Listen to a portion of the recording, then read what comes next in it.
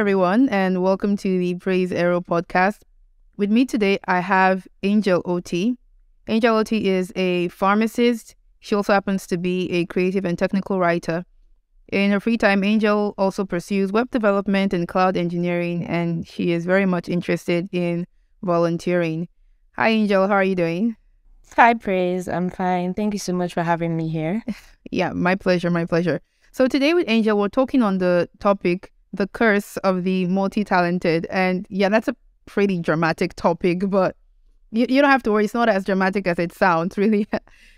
um, so Angel, I just want you to tell me a little bit about your thoughts on this topic before we start to flesh it out. I thought you'd be a great person to talk about this with, considering the fact that you have many interests and many skills, and you also have probably struggled with a lot of the things that we'll be talking about today. So, in your opinion, what's it like being multi-talented? Who's a multi-talented person? And what were your thoughts on this topic when I brought it up? Why did you decide, you would want to talk about this? Okay, so first off, I love this topic from the moment I saw it. The dramatic flair just, dragged my attention, and I absolutely love how it was crafted. I think a multi-talented person is someone who has many talents, like the word, yes. So it means somebody who has many interests, and many times these interests do not align. So it's different maybe if you're a singer who likes to dance, who likes to talk. It's those things are kind of streamlined into one path. But many times the cursed people, in quotes, are the people who have very diverging passions. So it's from point A, you're going to point Z, to different things that do not link, but definitely link up with your soul because they're a part of your core. So that's who the multi-talented person. An example of a multi-talented person will be probably an actor who is a doctor, and who yes, and who probably plays sports somehow. Used to be a very good sports person. These are things that don't exactly align, but this person can probably do these things very well, and that means this person is talented at those things. Yeah. Well, yeah.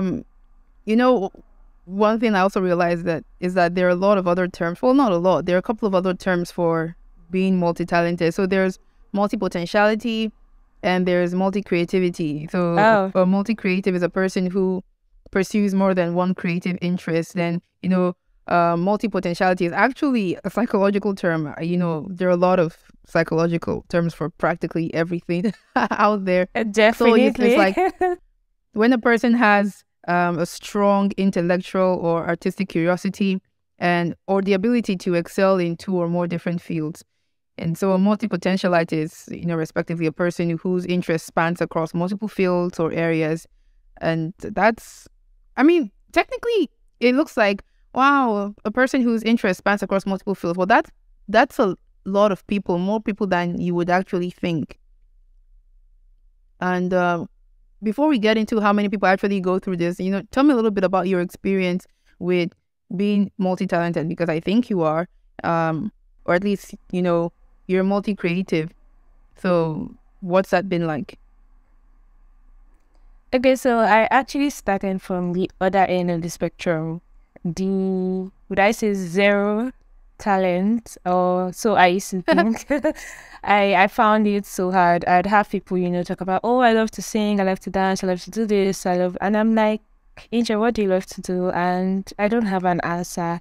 Yeah, I went through most of my undergraduate days trying to figure these things out, and like I went from, oh, I don't have options, to suddenly realizing that I actually have a lot of options. And I think it was not the smoothest journey. It was a very, very tumultuous journey, like highs, lows, and yeah, but here I am now, and I realize that there's so much in me, there's so much that I can offer, and I'm very sure that in a couple of years I would add more things to to things I do right now. There's still a lot of things that I'm interested in, but yeah, that's me. It's a curse, it's a blessing. So, and I'm enjoying both sides of it. Okay, great. So let's tackle that one after the other. So I'll start off by talking about myself and what that's been like for me. You know, in the beginning, I talked about the different things you're interested in. Over time, you know, I'm a chemical engineer by profession, and then A really good one, by might I add? by course of study, I'm a chemical engineer, and I also happen to be a singer, a songwriter. I'm interested in musical instruments as well. I like to write. I like to talk, you know, publicly, which is why I'm doing this podcast. And the challenge is that over time, I just find myself getting interested in a lot of things and being good at things. You know, when you start off, you pick things up easily.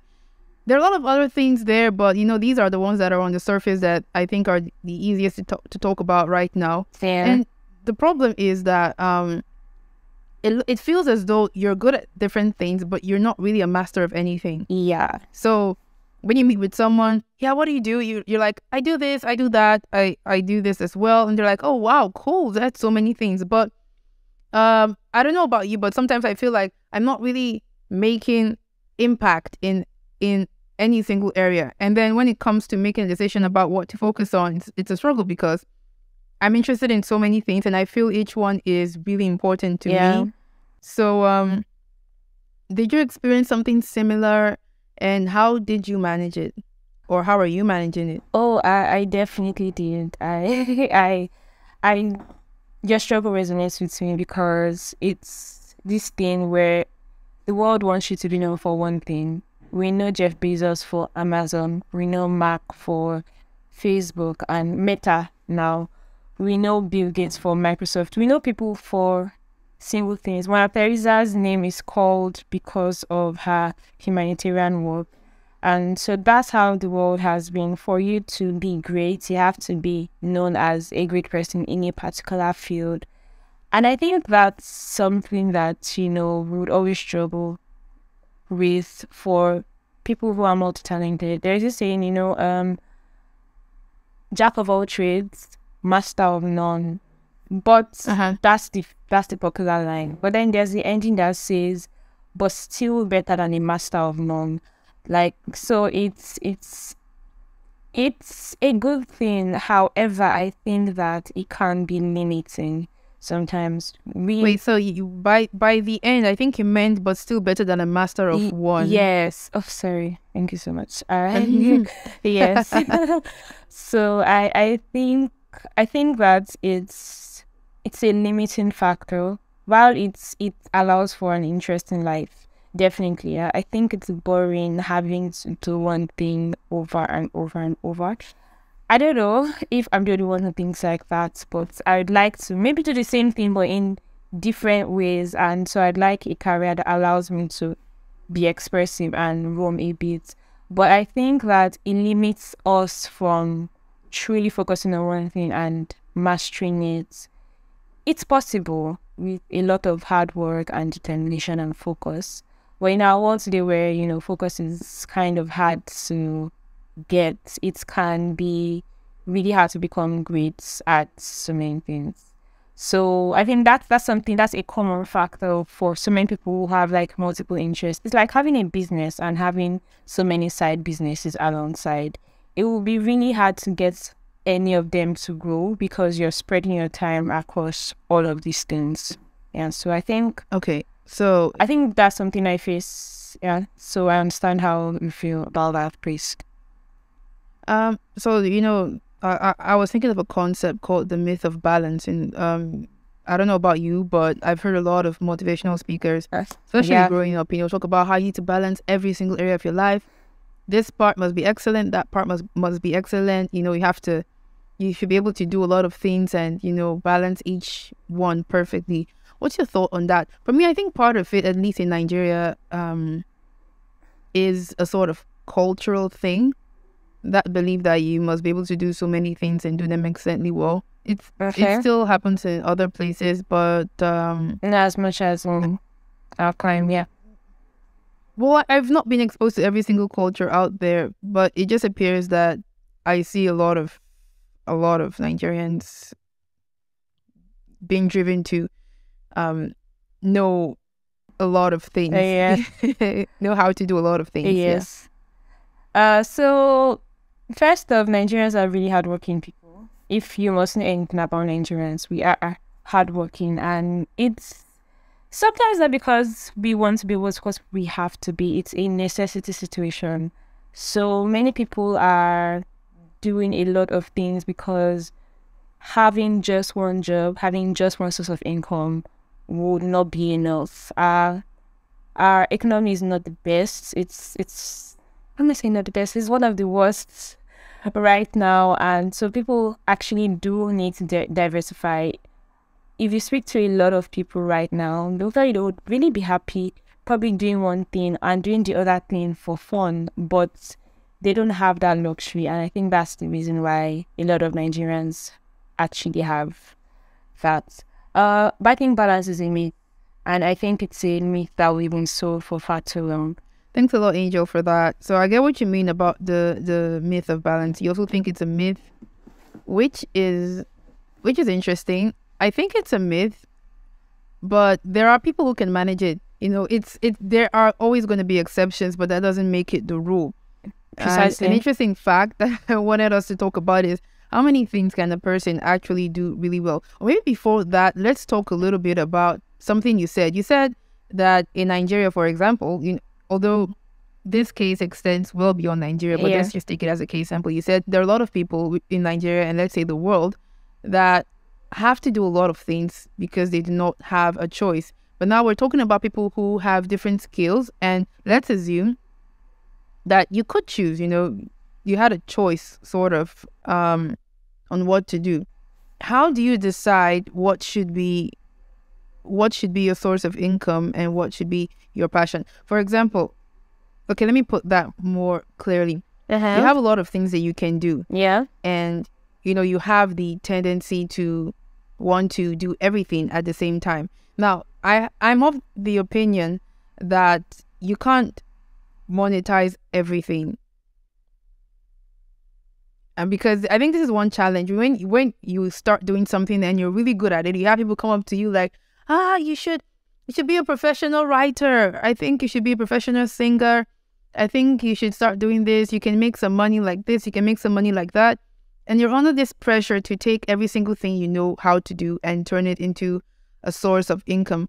And how do you make that decision? Have you had to make any decision like that? Because I'm personally at that point where I have to make that decision about a lot of things. Because in my opinion, it's like I've been confusing some things that should just be, a hobby for a source of income. Yeah, so just tell me your thoughts. I think we put a lot of pressure on ourselves. There is already the pressure of thriving in the world as a young person, or as a human being, and you're trying to, make a living, be there for your family, have good relationships, and, have a good job. And you add the additional pressure of trying to monetize things that you should enjoy. We're not created to work all the time. We're not created to just, do things simply because they bring us some money. We should be allowed. I don't know if we should advocate for that to become a right to relaxation. There are things that you'd want to do that, you just do that because that's what helps you get out of the funk of your job. For example, somebody who writes and doesn't want to take it up as a career, just because they enjoy how, they distress when they write. And then somebody comes to tell them to turn their distressing mechanism into something that's going to cause them even more stress. I think that's very problematic, and I don't advise it. I advise, leave some things off just to them for fun, especially if you can afford to. If you can afford to have a hobby, because some hobbies are actually expensive. Or if you can afford to have a hobby, then by all means do, because you need to take a break sometimes, maybe from the real world, quote unquote. But if you monetize every single thing, you don't have that break. You don't have that option to distress. And Yeah, that's very interesting. You don't have any channel to yes, you don't have any channel or means to relax by, and so now everything is just work. That's a very interesting point. Yeah, I don't think we should probably look. Maybe there should be a scientific work done on, the correlation between having too many sources of incomes and the hike in mental health issues we have nowadays. There are a lot of mental health issues now, much more pronounced than before. And I don't think it's a coincidence that it's because many people now are doing many things at once and trying to juggle all of that. It can be pretty tolling for your mental health, and yeah, so you need to relax. Okay. And when you talk about people doing a lot of things these days, it's getting easier to have different sources of passive income. But right now, let's leave the things that are passive. We're talking about things that are active, that require you to use your talents in each area.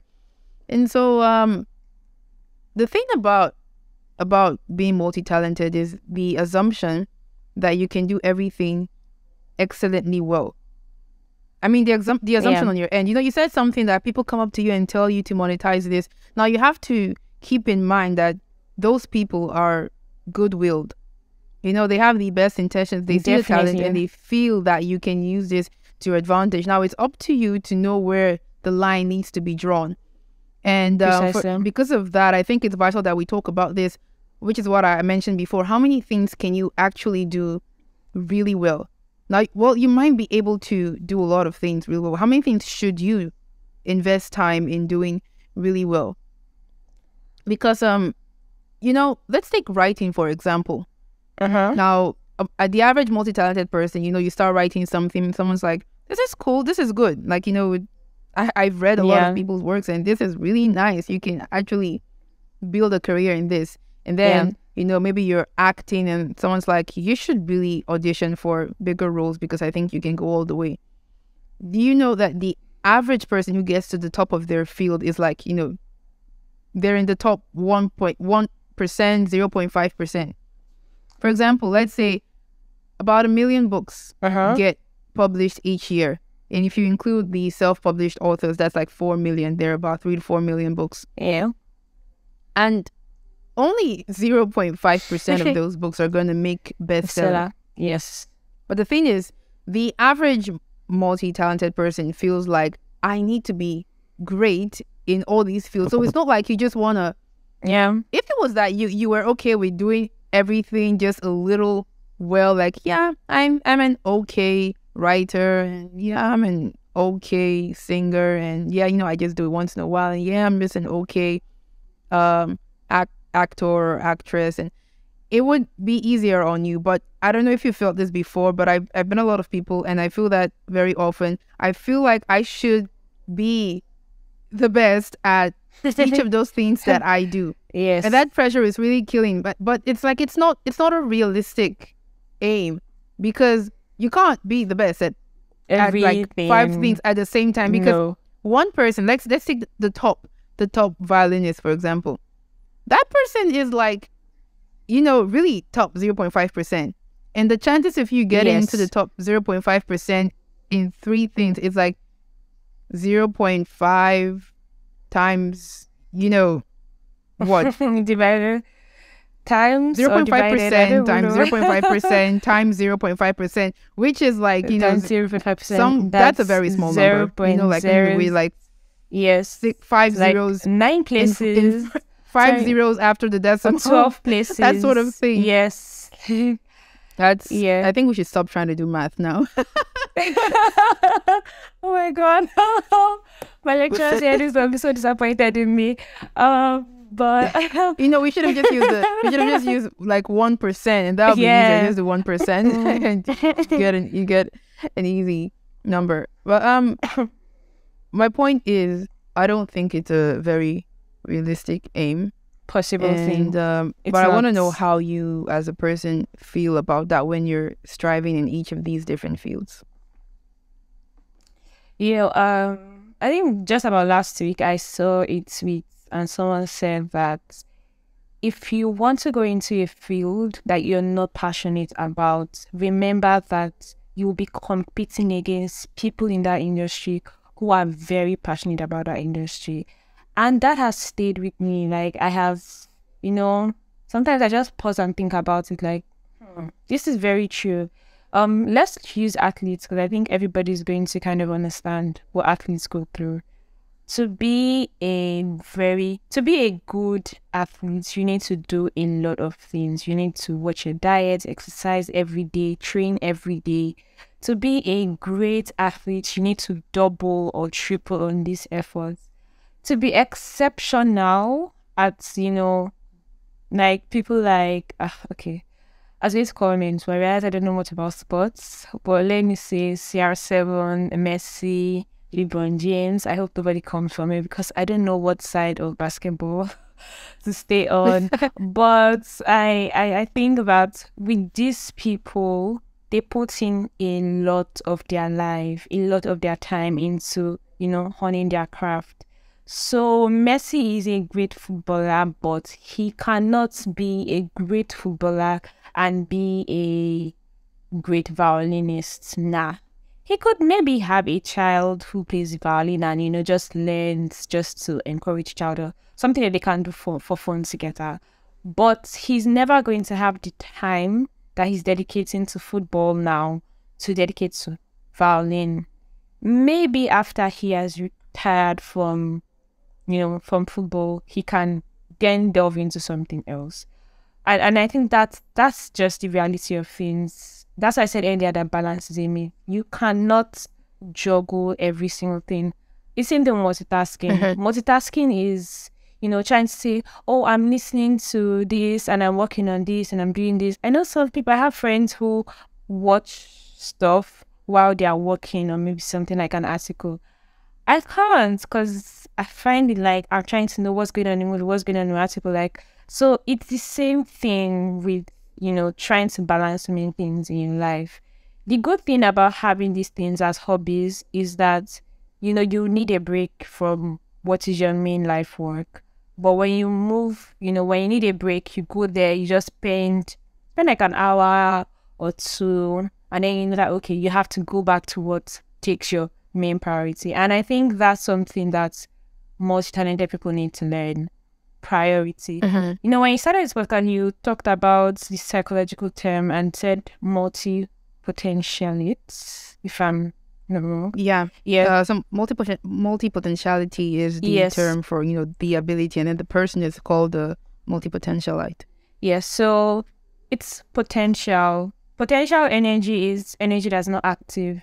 It means that, when someone says, oh, you have the potential for this, it means we've not seen you do this yet, but we think that you can do this. And I think that, simply because you have potential for a lot of things doesn't mean that you can properly execute all of these things at once. Doesn't even mean that you should properly execute all these things. And I think the problem these days is that we put on a show most times, and we're encumbered by results and number of results we have, and we are sometimes beginning to focus less on quality. So it's like I have this and this and this and this and this out, but like, so you want to use it to brag and say, I've done this, I've done that, I can do this, I can do that. But like, when we try to go through the quality of work, we can't exactly find something that stands out, and that's where the problem is. It's even better to have one thing that can pass through the fire and still come out unscathed, and than to have everything burn to ashes when we try to pass it through the rigors of seeing if this is actually excellent. We need to learn, we need to discover for ourselves what really deserves my time, what should I prioritize now, what goes on my opportunity cost list, and what is actually the thing I'm going to focus on. Yeah. Bear in mind that these things can change. In the next 2 years or the next 5 years, you could, quote unquote, conquer a field and decide, okay, there's this other thing that I'm interested in and I want to move there. it's even better that way, you know. It's especially if you're someone who's restless and cannot focus on something for too long. Go in a space, conquer something, probably still devote a little time to some of the things on the side, but so that when you want to switch, it's easier to make a switch rather than trying to cram everything on your plate. I don't know. Have you seen people who go to buffets and they try to take a little of everything on their plates? Yeah. I look at these people weird. You know, and I don't know, I'm like, how does your stomach not get upset by eating every single thing? But in reality, that's how some of us are when we try to put a lot of things on our plates. Yeah. Wow, that's really, really insightful. I think you said a lot of the things that were on my mind, and I like the part where you said you can actually focus on something for a while and conquer that field and decide, okay, I think I've reached a reasonable level of accomplishment in this area, and I can pursue some other areas of interest as well. Yeah. And, you know, backtracking to something you said earlier about realizing what's your priority, you know, a good way to do that is to think, okay, you know, let's say 5 years from now, 10 years from now, what is that thing that I want to be excellent at, and that I think also contributes to where I'm going the most? Yes. Right? And clearly defining what is that part of your life through which you want to have a source of income, which you want to be a source of income, through which you want to be known. You know, just that, defining that clearly can make a huge difference. And then, you know, these other things are hobbies for now. Like, yes. And I might come back to them and pick them up very, very seriously. Yes. But I'm not going to put that pressure on myself to do this just as well as I'm doing that. You know why I'm saying that? Because even for me, it's been quite a challenge. There are different areas, and I'm not going to, you know, specify which one I'm thinking of making a hobby right now. But there are different areas, and I was just putting a lot of pressure on myself to do everything with the same amount of focus and energy, which is really difficult. So you end up doing a little bit of this, a little bit of that, and you're not making so much headway in any of these areas because you're trying to hold on to all of them at the same time. And, you know, it's really challenging. But when you know that this is the main focus, and in 5 years, this is what I want to be known for, this is where I want to be in this area, and these ones can, you know, just be there as a source of expressing myself, just this area that feeds into my creativity, you know, a source of expression, relaxation. And sometime in the future, I can pick this up really and, you know, just run with it. There are a lot of talented people or creatives, for example, who start in one field, and later you see them get into this other field. I think the one that's coming to my head right now is there are some wrestlers that became actors later, right? Yes. There's John Cena, for example, who moved into acting. And it's like, you know, if he had started trying to balance both at the same time with the same energy, that would be a real problem. But, you know, after he established his presence in wrestling, then it's like, okay, you can translate these skills into the acting world as well. And, you know, he just made that move. And he's not the only one. There's a number of them as well. Yeah, and, I think Rihanna comes to mind. If you're hearing this and you have an in with Rihanna, please tell her that we want her to come back. And we've missed her. We want her to sing. Well, yes, Rihanna left the singing industry quite abruptly and focused on her business. And now Fenty Beauty is one of the leading beauty products, doing really well. So it's definitely possible. And that's a very interesting example because if anyone faced pressure to, you know, do something, I guess based on this example, it will probably be her. Because till now, I think there are a lot of people putting pressure on her to release a new album. But the thing is that you have to know where you as a person want to be and why. Because if you give in to the pressure of what people think, there are a lot of people who think a lot of things about me and who I should be, what I should be doing with my talents. But at the end of the day, you're accountable for the choices that you made and not for the pressure that people put on you, no matter how great that pressure is. So I think that's a good example. Yeah.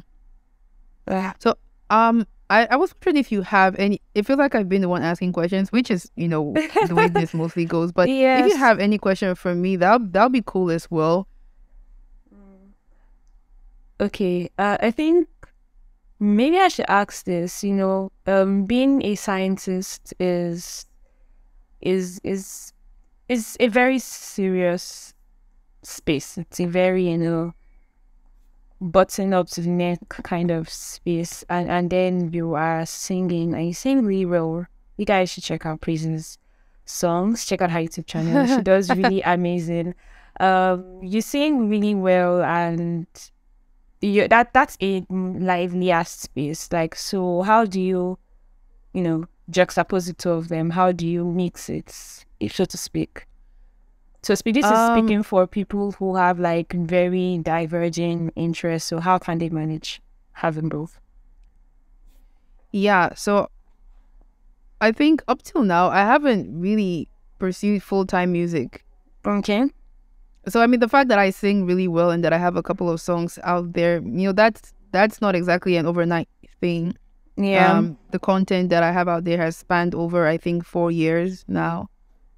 Okay. So if you compare that to the work of a full-time artist, it's technically insignificant. If you compare the content that a full-time artist releases. So I'm in no way a full-time artist, and there are times where I've gone completely off grid in music because life is checking you. Yeah, because I have to focus on what's my main profession at the time, and it's been challenging sometimes for the reasons that I've given in this podcast.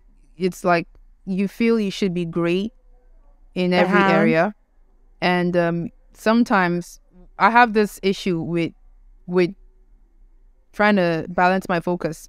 We talked about the myth of balance. Yeah. If I start working on a music project, I don't want to hear about anything else until that is complete. Done. Yeah. Well, if I'm the one working on it, let's say I'm producing the sound or something like that. For things that are produced by someone else, yeah, that's fine. But maybe if I'm working on the cover or something like that at home, I just want to finish that and then get back to normal life. But the thing is, other things are not just gonna sit there and wait till you're done. So it's a bit challenging, and I would say that I'm at the point where I'm gonna have to define what counts as work, and what counts as a hobby that I can keep building slowly over time, and eventually focus full-time on. So I'm still not fully resolute on any option right now, but I'll tell you definitely there are other things, like there's a podcast, there's a blog, and there are other things I wanted to pick up, but thank God for good friends who knocked some sense into me and just told me you're gonna kill yourself. So, yeah, that's precisely. So yeah, I'm like, there's language learning as well. I'm trying to learn 2 languages, and that's been a bit challenging. So I haven't seen that because we're Duolingo friends, so I haven't seen that.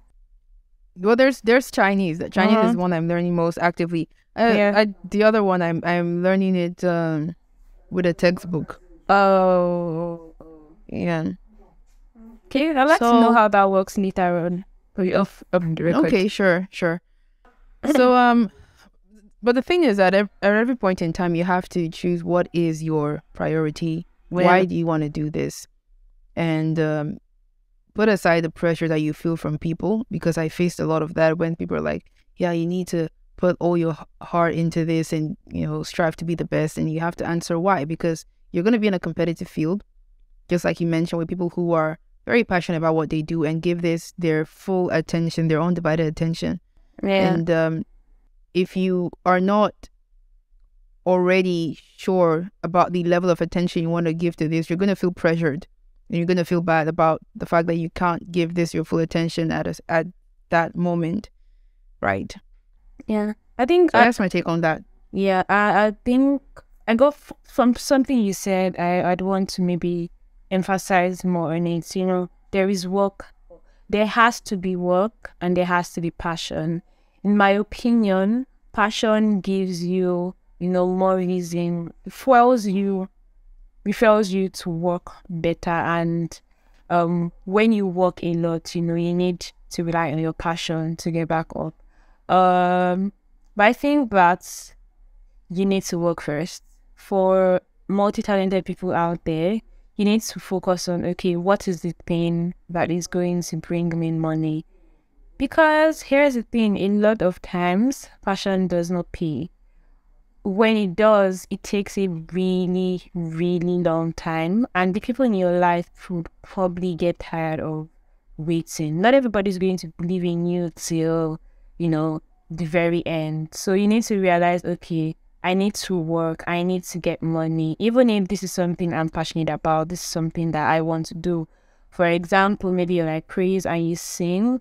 It costs a lot to produce songs. It's really expensive. So if you don't have, Yeah. if you're not a trust fund baby, or you don't have like a rich family relative or something, it's something that you have to sponsor yourself, and you would need to work to get the money to do that. So I think work is something that we do to sponsor our passion. So work is kind of like the vehicle that will allow your passion run to a point where it can probably start bringing you money. There are people who speak today, but they did not start as speakers. They started as, something else but maybe they started a podcast, or they used to do speaking gigs with friends, and that was how, their passion now has turned into work for them. And you also have to, this is from what Praise said earlier, you need to know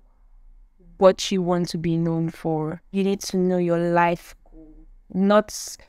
This is not like just a 10-year plan or a 5-year plan. You need to say, okay, when I'm gone, or when I'm going out of this world, what do I want to be known for?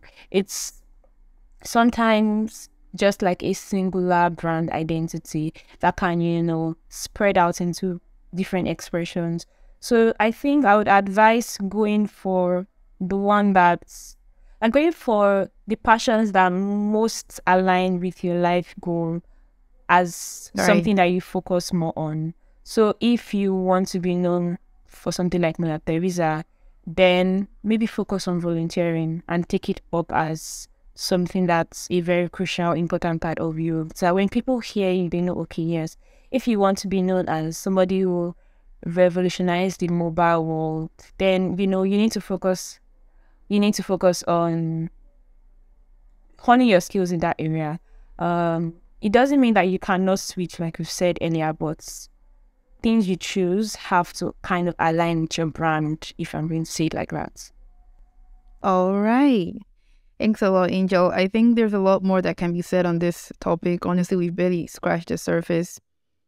Now that I think about it, I should probably mention one thing, why this was titled The Curse of the Multi-Talented.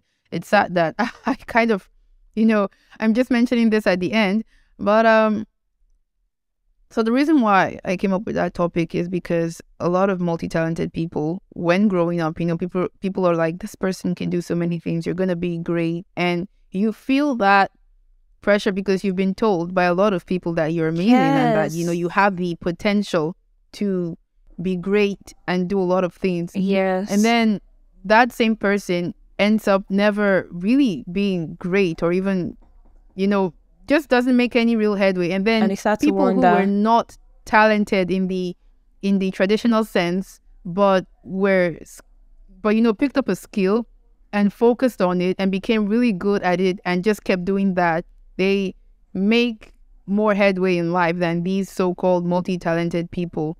And that's what I call the curse of the multi-talented. That there's so many who just, and they feel bitter. At the end of the day, you're bitter because you grew up being told that you have the potential to be great, and you feel that you would be, and then you think life sort of owed you that. And then, when you don't achieve that, it's kind of sad. So I would just encourage everyone out there to pick up these tips and just know that, talent is overrated. You really need a great amount of focus, hard work, and persistence in your field to achieve anything significant in life. And I wish you the best. Angel, you want to say a goodbye to those listening? I think I'm just going to end with saying sometimes you probably could listen to those, well-meaning people in your life.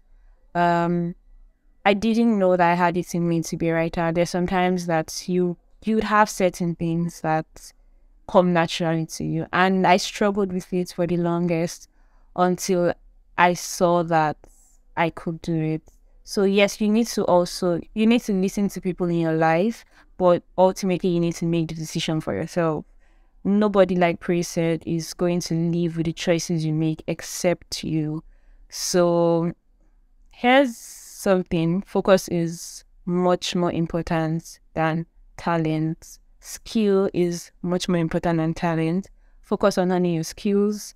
Focus on being the best. Do something that would make you the best in that field so that you can conquer that field. And when there's nothing left to conquer, then you can move. Thank you so much, Praise. It was really an awesome time chatting to you. This was nice too. Thank you so much, Angel. And to everyone listening, thank you for listening. Till next time, stay happy, stay beautiful, and stay healthy. Bye. Bye.